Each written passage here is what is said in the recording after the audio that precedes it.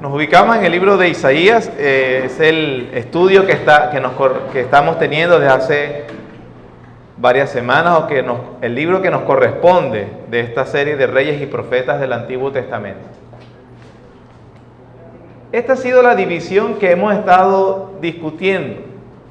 La primera sección, que va desde el capítulo 1 hasta el 12, en él se desarrolla un ciclo que se va repitiendo. Hemos estado viendo hasta el capítulo 6, vimos cómo este ciclo se repetía constantemente. ¿Cuáles son las partes de este ciclo? Se anuncian los buenos propósitos de Dios. En segundo lugar, se hablaba del pecado de Judá o del pueblo. El juicio consiguiente que venía por el pecado, que precisamente no aceptaban las directrices divinas, y la esperanza que prevalece para el remanente. Nosotros hemos estado viendo en nuestro estudio, este ciclo se ha estado repitiendo en el capítulo 1, capítulo 2, capítulo 3, capítulo 4 y el capítulo 5 y 6, básicamente nuevamente el ciclo.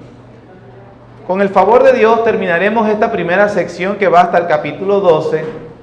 En este momento, Isaías nos vuelve a presentar el ciclo, esta vez con un acontecimiento histórico, y es con algo que sucede en el reinado de Acaz. El reinado del capítulo 7 representa una vez más el ciclo, esta vez con un suceso histórico.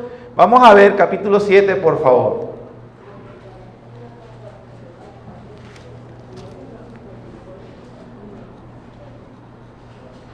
Comienza el ciclo hablándonos de los buenos propósitos de Dios. Los versículos 1 y 2 del capítulo 7 nos describen y nos colocan en el contexto. Versículo 1 y 2 del capítulo 7. Aconteció que en los días de Acaz, acuérdense que estamos en el reino de Judá, en los días de Acaz, hijo de Jotam, hijo de Usías, rey de Judá, que Resín, rey de Siria, y Peca, hijo de Remalías, rey de Israel, subieron contra Jerusalén para combatirla, pero no la pudieron tomar. Ahí el escritor hace un resumen y después va a describir cómo fue que no la pudieron tomar. Versículo 2. Y vino la nueva a la casa de David, diciendo, Siria se ha confederado con Efraín. Efraín, acuérdense que es el otro nombre que se le da a Israel, al reino del norte. Y se le estremeció el corazón y el corazón de su pueblo, como se estremecen los árboles del monte a causa del viento. Aquí, como hemos visto a través de este estudio de los profetas, que algunas naciones se confederaban o algunos imperios que iban creciendo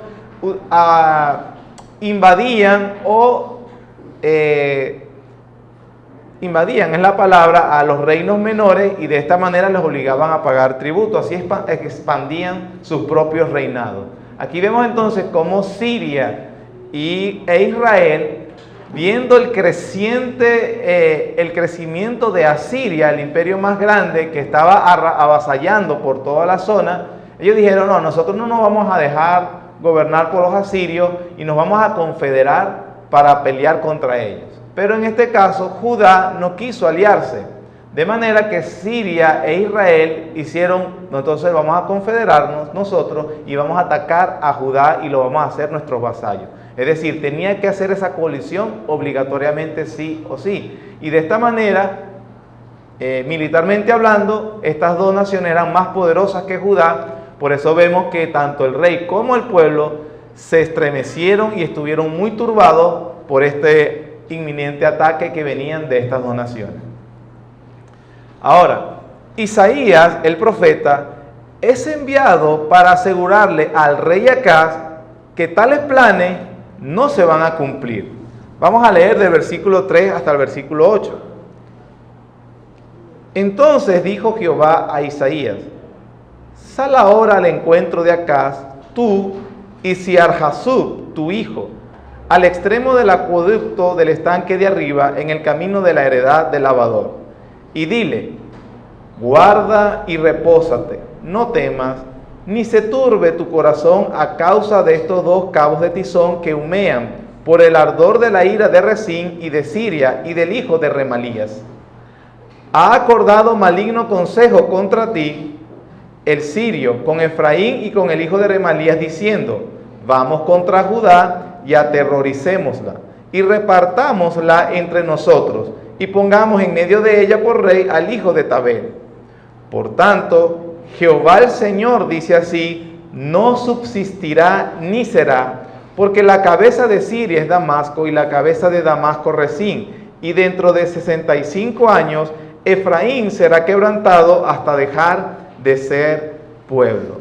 Entonces aquí vemos nuevamente que en este suceso histórico se nos coloca en la primera parte del ciclo, los buenos propósitos de Dios. A pesar, y eso lo vamos a ver más adelante, que Acaz era un rey malvado, un rey que había pecado delante de Dios, tal condición no condicionaba a la promesa de Dios de guardar su pacto con su pueblo. Israel básicamente ya se había divorciado de Dios, quedaba el remanente o quedaba la descendencia de la cual Dios había prometido que traería al Salvador. Entonces en este caso la condición espiritual de Judá es deplorable, es mala. Eso lo hemos estado viendo en el capítulo 1, capítulo 2, capítulo 3. Han estado recordándonos de que espiritualmente el pueblo está pecando y yendo en contra de Dios. Se levantan estos dos reinados y obviamente el pueblo está asustado y atemorizado. A pesar de eso, Dios envía a Isaías como profeta para decirle que esta confederación no va a pasar. Es significativo que el hijo de Isaías se llame Sear-Jasub, que significa, es un nombre hebreo que significa un remanente volverá. Nosotros hemos visto también que con otros profetas los nombres que se le daban a sus hijos eran precisamente también como una confesión o como un recordatorio al pueblo de Israel. Recordemos, por ejemplo, los dos hijos de Oseas con la prostituta, donde Dios le dijo, ponle por hijo, no soy mi pueblo, ustedes no son amados. Loami y Rojuana, ¿se recuerdan? De esta manera, el nombre de estos niños eran un testimonio recordando al pueblo cuál era su relación con Dios. Así, con el hijo de Isaías, el Señor le puso, ponle Sear-Jasub, que significa un remanente volverá. De manera que los juicios que se habían emitido contra Judá y que definitivamente iban a alcanzarlo, a pesar de eso, a pesar de la trágica situación que estarían experimentando, Dios les daba algo para recordarles que Él tenía misericordia. Y en este caso era un descendiente de Isaías, el profeta.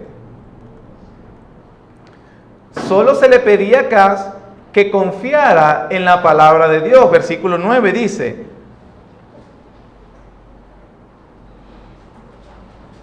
y la cabeza de Efraín es Samaria, y la cabeza de Samaria, hijo de Remalías,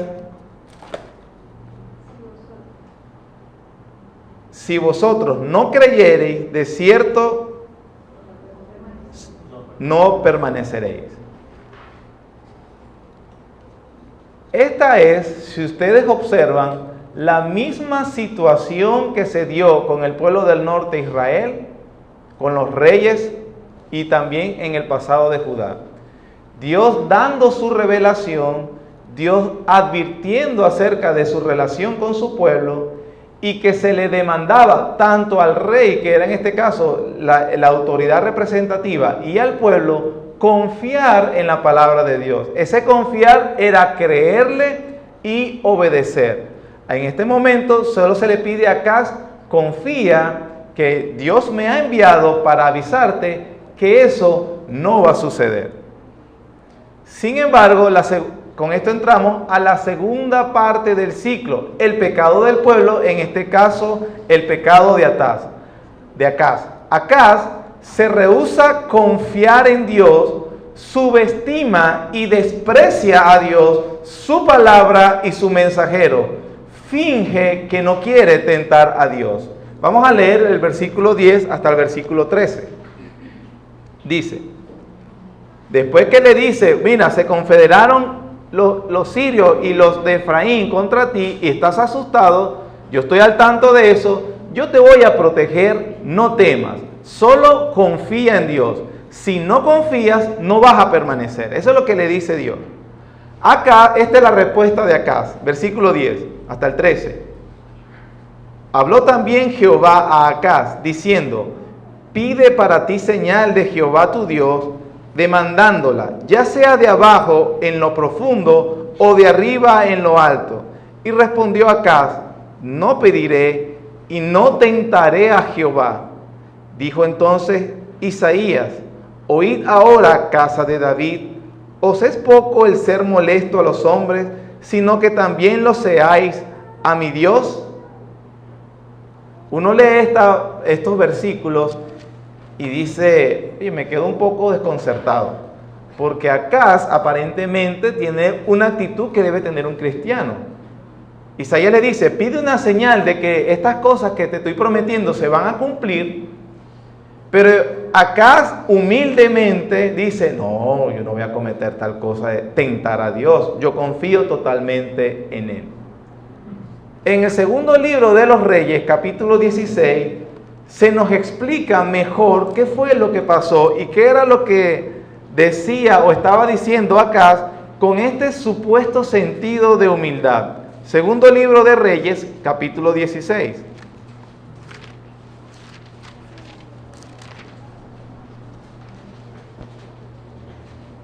Vamos a leer desde el versículo 1 hasta el versículo 9.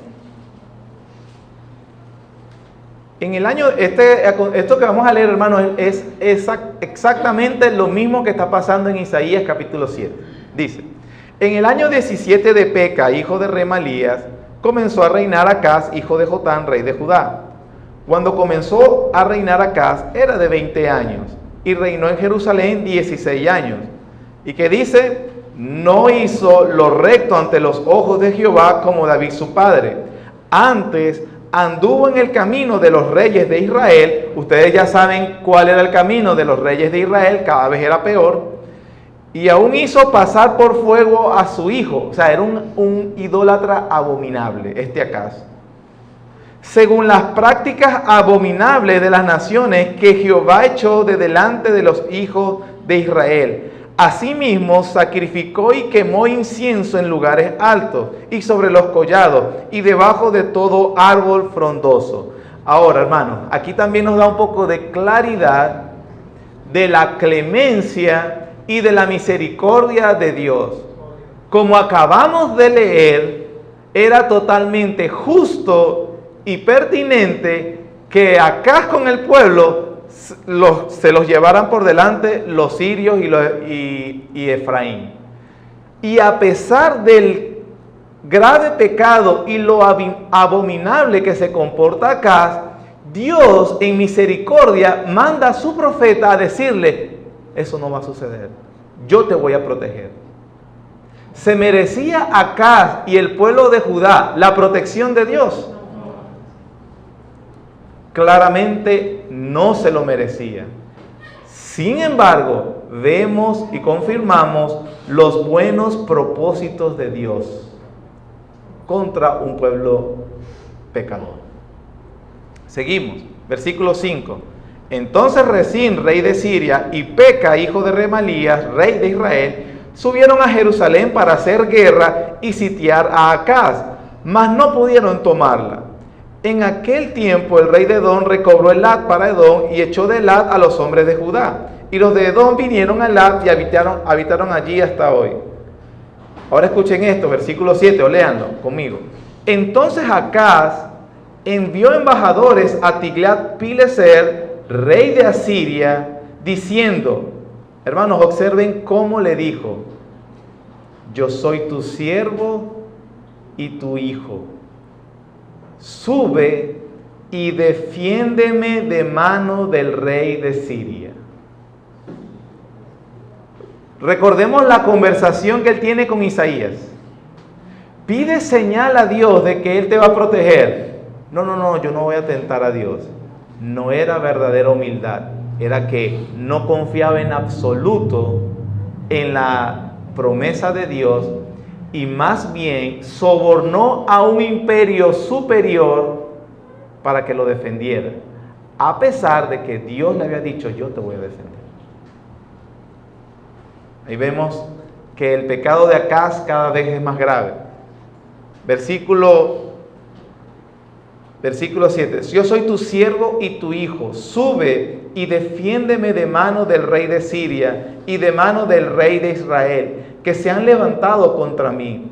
Y tomando Acaz la plata y el oro que se halló en la casa de Jehová y en los tesoros de la casa real, envió al rey de Asiria un presente.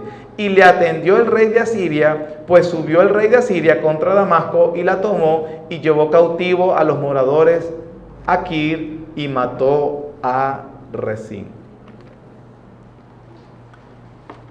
Entonces vemos que no solamente la situación deplorable espiritual de Acaz al cometer todos estos actos abominables y perversos, él también fue objeto de la misericordia inmerecida de Dios en la situación en la que estaba pasando. Y aún así, este hombre era tan testarudo y tan ciego y sordo que no quiso escuchar la misericordia de Dios, la voz de Dios, viniendo a que confiara en él a pesar de que no se lo merecía. Y así aún así fue y le rinde un tributo a un imperio humano. Y no solamente le rinde un tributo, le rinde una adoración que es solamente digna de Dios. Así es la ceguera de Acaz. La ceguera en la cual nos involucra el pecado. Observen esa honra que le da. Yo soy tu siervo. Yo soy tu hijo. ¿Qué era constantemente lo que Dios le decía a Israel que era para él? Que eran sus hijos, que él los cuidaría, que él velaría de ellos, que les sirvieran porque para eso los había llamado. Acaz no le importó, a pesar de que tiene al mismísimo profeta Isaías dándole esperanza, pero él lo rechazó. Estamos en Isaías capítulo 7, ¿cierto? Versículos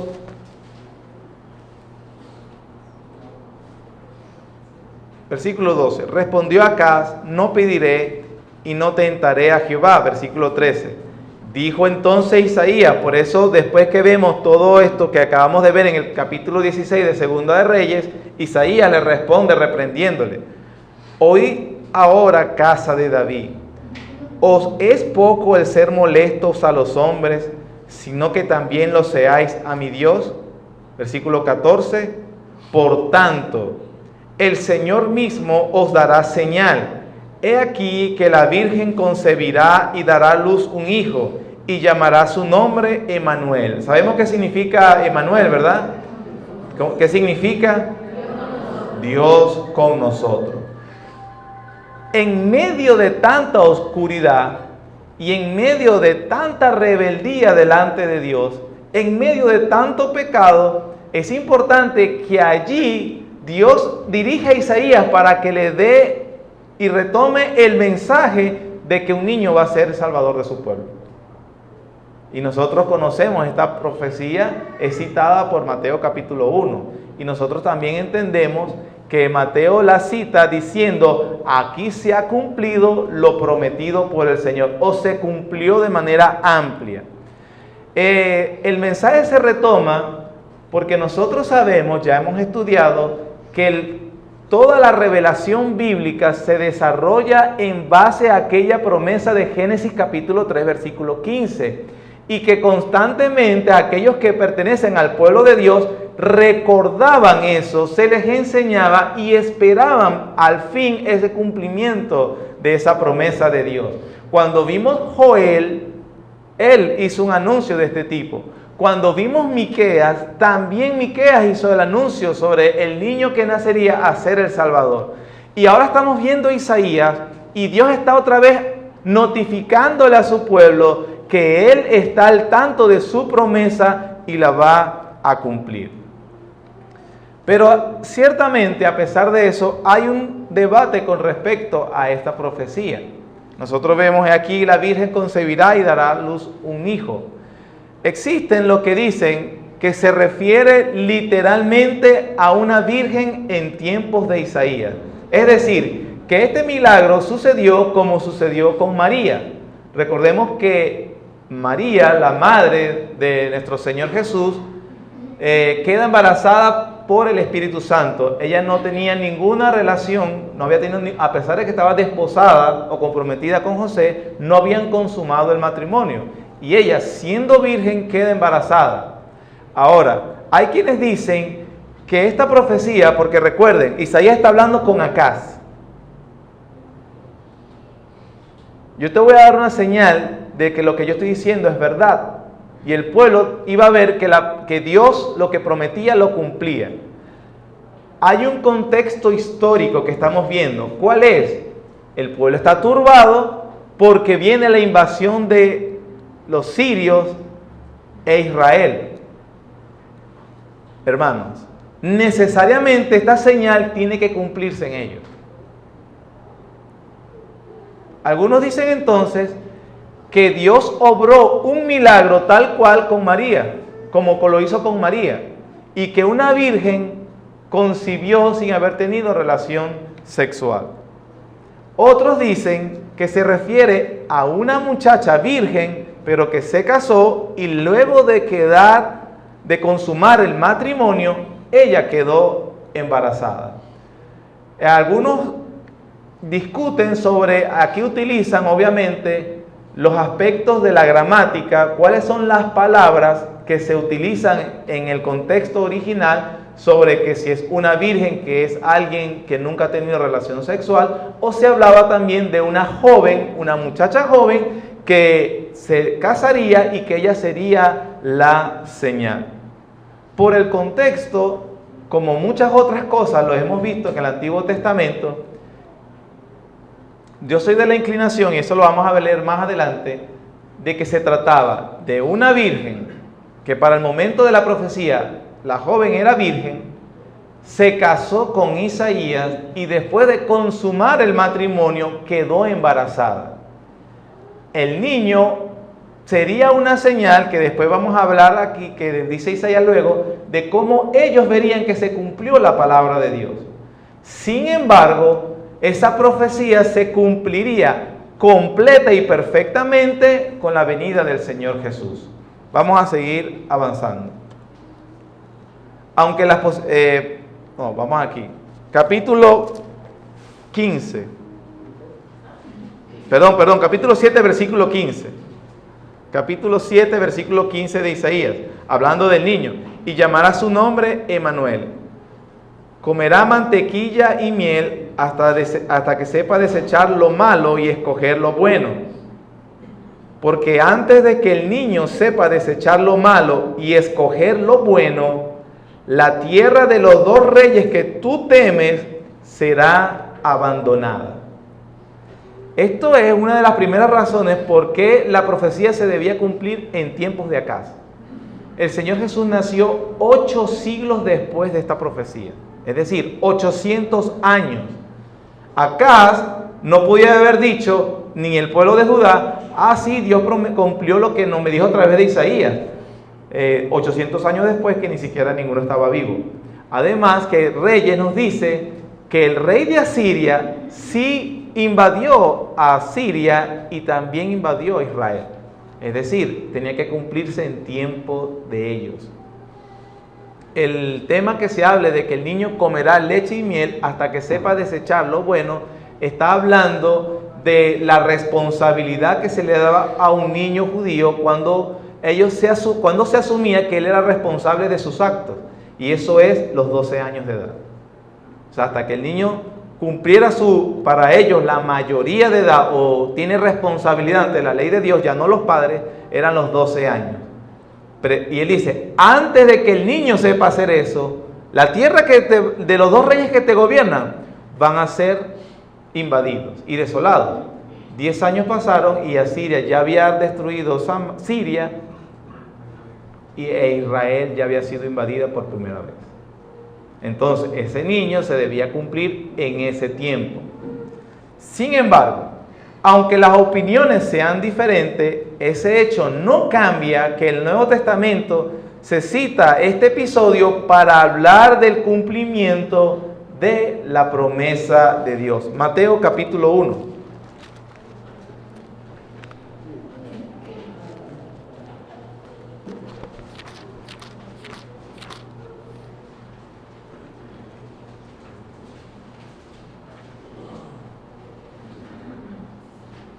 Versículo 21, está hablando el ángel con María. Versículo 21, y darás a luz un hijo y llamarás su nombre Jesús, porque él salvará a su pueblo de sus pecados. Todo esto aconteció para que se cumpliese lo dicho por el Señor por medio del profeta cuando dijo: he aquí una virgen concebirá y dará a luz un hijo y llamará su nombre Emmanuel, que traducido es Dios con nosotros. Observe, el pueblo de Judá está atemorizado por los dos reyes. Isaías le viene a dar una señal, y la señal es: va a nacer un niño, y antes de que este niño cumpla los 12 años, esos dos reyes van a ser destruidos, y así Dios te va a demostrar que Él cumple lo que promete. De esa manera, el niño recordaría Dios al remanente, Dios con nosotros. Dios está entre nosotros. A pesar de nuestro pecado, Dios está entre nosotros. Cuando el ángel habla con María 8 siglos después, Mateo, inspirado por el Espíritu Santo, recuerda a sus lectores: todo esto está aconteciendo igual como allá en Isaías capítulo 7. El nombre del niño es Jesús, recordando: Dios está con nosotros. Es decir, aquella profecía eran simplemente señales y tipos de la promesa de Dios mayor. Antes de que el pueblo pudiera pensar: bueno, me va a venir la paz, no me va a venir tanta guerra, no me van a meter preso, había un problema que para el pueblo, para Dios era más importante: salvarlo de sus pecados. Y ningún niño podría cumplir eso sino el Mesías. Por eso Mateo utiliza esta profecía y dice: este es el cumplimiento completo de la promesa de Dios. Y no solo de la promesa hecha en Isaías capítulo 7, la promesa hecha en Génesis capítulo 3. Mateo está retomando: Dios cumple lo que promete. Dios cumple lo que promete.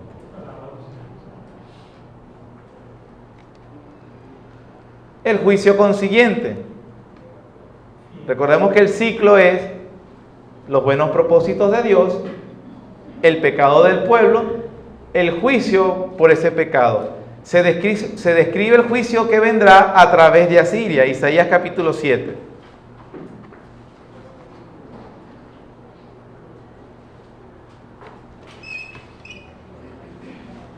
Versículos 17 al 20. Jehová hará venir sobre ti, sobre tu pueblo y sobre la casa de tu padre, días cuales nunca vinieron desde el día que Efraín se apartó de Judá, esto es, al rey de Asiria. Y acontecerá que aquel día silbará Jehová a las moscas que están en el fin de los ríos de Egipto y a la abeja que está en la tierra de Asiria. Y vendrán y acamparán todos en los valles desiertos y en las cavernas de las piedras y en todos los zarzales y en todas las matas.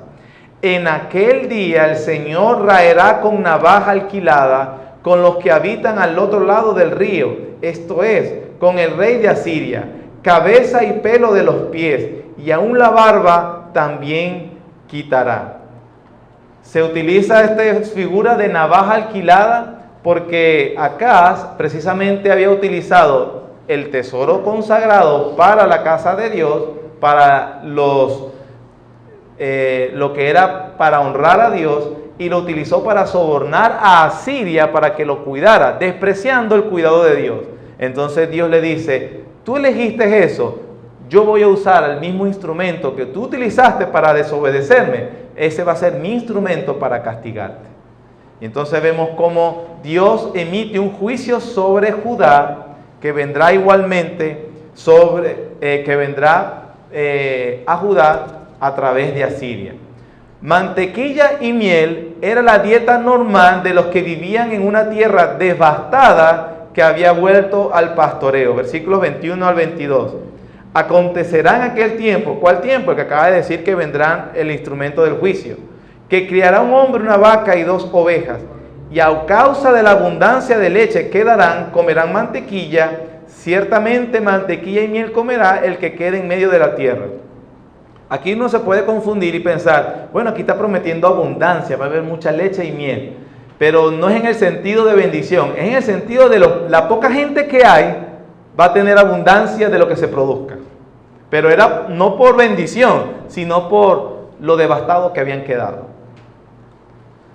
Naturalmente, una tierra así pierde su valor, versículos 23 al 25. Acontecerá también en aquel tiempo que el lugar donde había 1000 vides que valían 1000 siclos de plata será para espinos y cardos.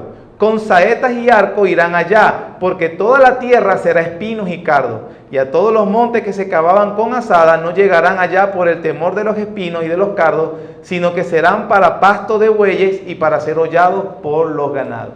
Era totalmente una tierra devastada, estaba volviendo a los principios más básicos de economía rural. Porque recordamos que en este tiempo la opulencia en Judá era mucha. Había riqueza, había prosperidad, y sin embargo Dios dice, pero yo les voy a quitar todo eso.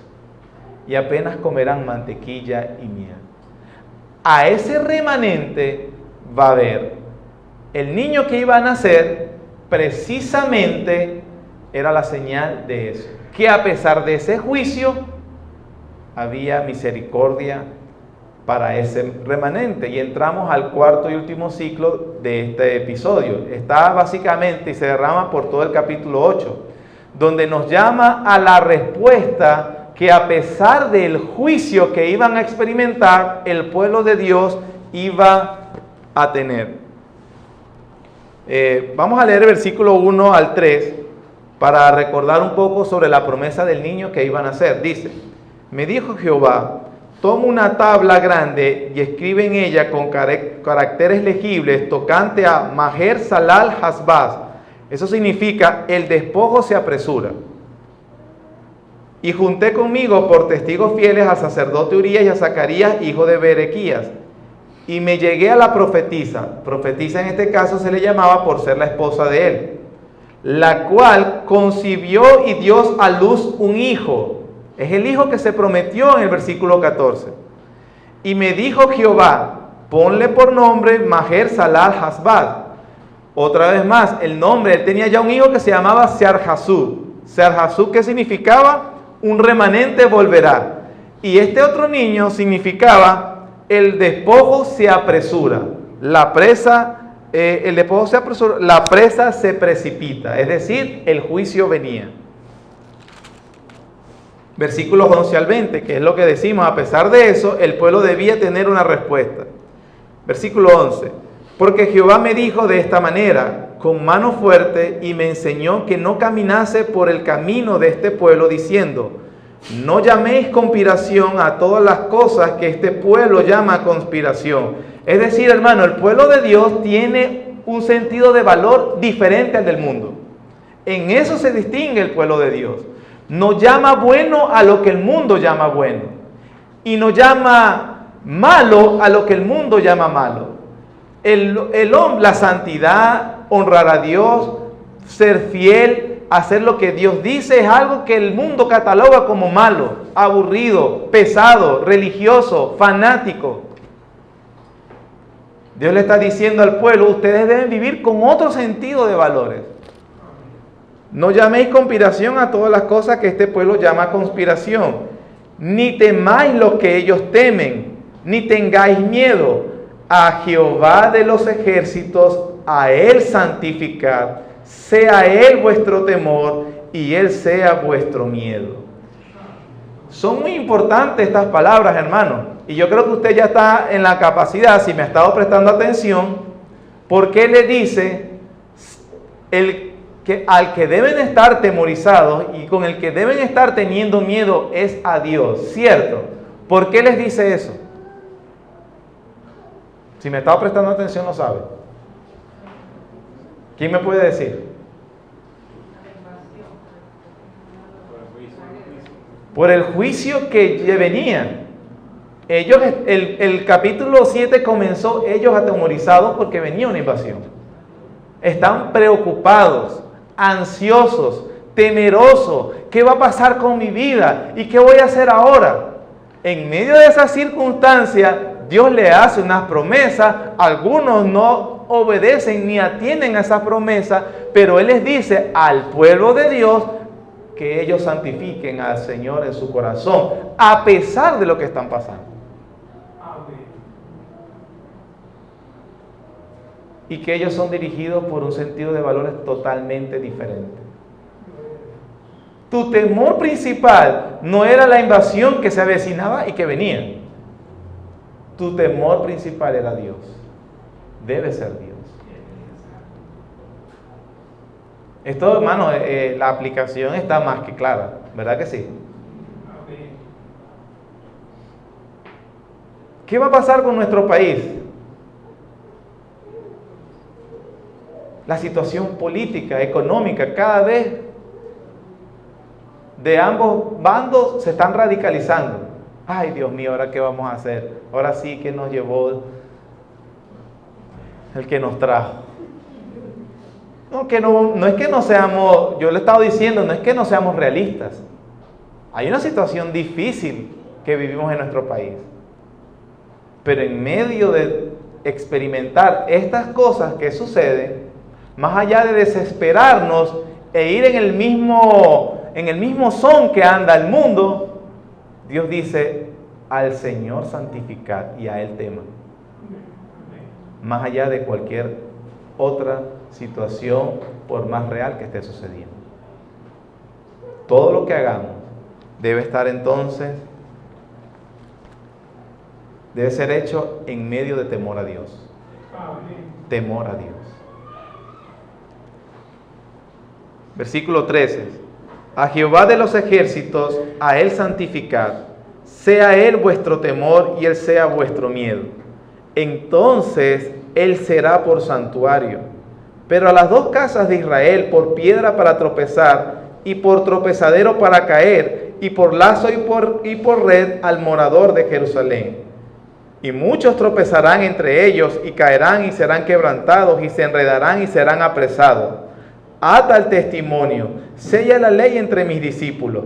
Esperaré, respuesta del pueblo, hermano, esperaré pues a Jehová, el cual escondió su rostro de la casa de Jacob, y en él que he aquí yo y los hijos que me dio Jehová, somos por señales y presagios en Israel, de parte de Jehová de los ejércitos que mora en el monte de Sión. Porque Isaías dice, he aquí yo y los hijos que Dios me dio. ¿Cuáles son esos dos hijos? ¿Cuáles son esos hijos? Los dos que acaba de nombrar, Sear Jesús y el otro, el nombre es más largo, Saral-Marjaba. Uno era, un remanente volverá, y el otro era, la presa se apresura y se precipita. Él dice, mis hijos y yo somos el testimonio de Dios de que estas cosas van a suceder. Versículo 19. Y si os dijeren, preguntad a los encantadores y a los adivinos, que susurran hablando, responded, ¿no consultará el pueblo a su Dios? ¿Consultará a los muertos por los vivos? A la ley y al testimonio, si no dijeren conforme a esto, es porque no les ha amanecido. Hermanos, en medio de la situación difícil, el pueblo de Dios busca la dirección de Dios, que está en su palabra, no lo busca en otra parte. Es su motor impulsor e instructor, Dios a través de su palabra. Y el pueblo de Dios, ese remanente, pero ¿cuál era ese remanente de Judá que iba a subsistir? Aquellos que expresaran esto. ¿Y cuál es el remanente de la iglesia? Yo no diría que la iglesia es el remanente. Yo estoy diciendo que hay un remanente en la iglesia.